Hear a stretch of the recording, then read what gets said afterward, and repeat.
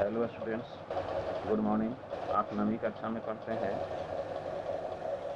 और इसलिए इस वीडियो को आप लाइक कीजिए, शेयर कीजिए, सब्सक्राइब कीजिए, बेल आइकन को दबाइए, जिससे कि मेरा यह वीडियो आप तक अबाधित पहुंचता रहे।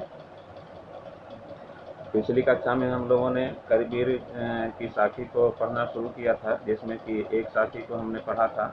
आज जो है तो हम दूसरी साखी को पढ़ेंगे। ये दूसरी साखी है, प्रेमी ढूंढत मैं फिरूं, प्रेमी मिले न को, प्रेमी को प्रेमी मिले, सब विष अमृत होय कबीरा, सब विष अमृत होय। कहते हैं प्रेमी शब्द का जो प्रयोग यहाँ पर किया गया है, यहाँ पर प्रेमी शब्द का प्रयोग क्यों किया गया है, क्या है इस प्रेमी शब्द का अर्थ? यह प्रेमी है ईश्वर के प्रति भक्ति जो रख रहा है, जिसके हृदय में, जिस भक्त के हृदय में ईश्वर के प्रति भक्ति है, जिस व्यक्ति के हृदय में ईश्वर के प्रति भक्ति है, उसे ही प्रेमी कहा गया है। स्टूडेंट्स, इस बात पर ध्यान दीजिएगा, इस अर्थ को विकृत न होने दीजिएगा। कहना है, कबीर जी कहते हैं कि भक्त किसी सच्चे प्रभु प्रेमी को खोजने के लिए निकला है। भक्त जो है सो किसी सच्चे प्रभु प्रेमी को खोजने के लिए निकला है। इसीलिए कहा प्रेमी ढूंढत मैं फिरूं, कि मैं किसी सच्चे भक्त की खोज में निकला हूं। लेकिन प्रयत्न काफी किया मैंने, लेकिन है क्या कि मुझे कोई सच्चा ईश्वर भक्त नहीं मिला। कहा प्रेमी ढूंढत मैं फिरूं, प्रेमी मिले न कोई, प्रेमी को प्रेमी मिले, सब विष अमृत होय कबीरा, सब विष अमृत होय।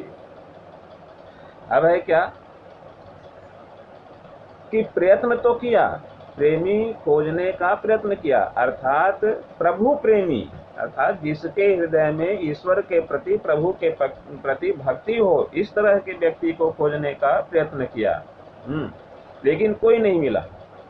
जब इनको, कबीरदास जी को, एक सच्चा प्रभु प्रेमी, सच्चा ईश्वर भक्त मिल गया, तो इनके सारे के सारे पाप जो हैं सो पुण्य में बदल गए। अब सारे के सारे पाप जो हैं सो पुण्य में कैसे बदल गए? है क्या ना स्टूडेंट, कि सत्संग जो है, सत्संग अर्थात सज्जनों का संग,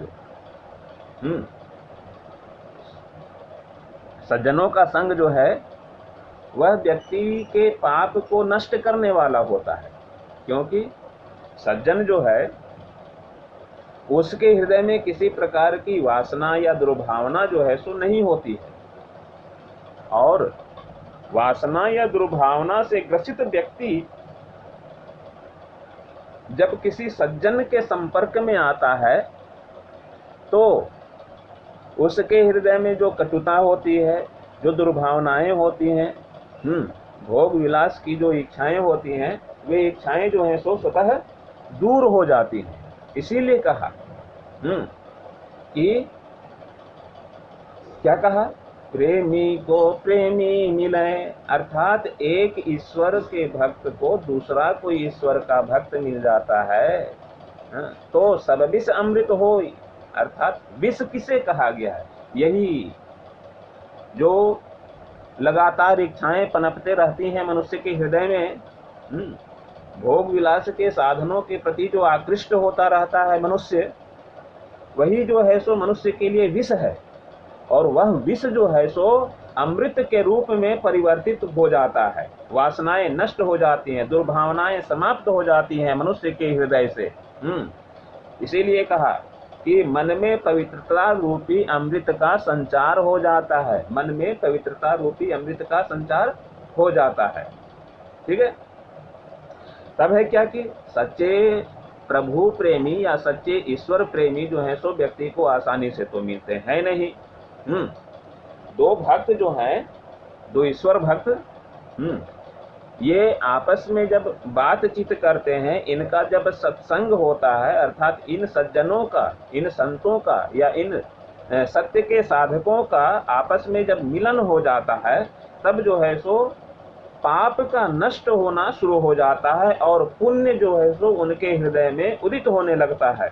इस प्रकार दुर्भावना और वासनाओं के समान जो विष हैं, वे जो है सो अमृत के समान परिवर्तित होने लगते हैं। दो प्रेमी जब आपस में मिलते हैं तो पुण्य का उदय होता है और मनुष्य के हृदय में जो पाप रूपी मैल होता है वह जो है सो नष्ट हो जाता है। सद्भावनाएं जागृत होती हैं मनुष्य के हृदय में। इस दोहे में प्रभु ने ईश्वर के प्रति प्रेम की चर्चा की है। इस दोहे में कबीर दास जी ने ईश्वर के प्रति प्रेम की चर्चा की है। ठीक है स्टूडेंट्स, बस आज यहीं तक। वीडियो काफी लंबा हो गया, 6 मिनट का। थैंक यू, धन्यवाद। सब्सक्राइब कीजिए।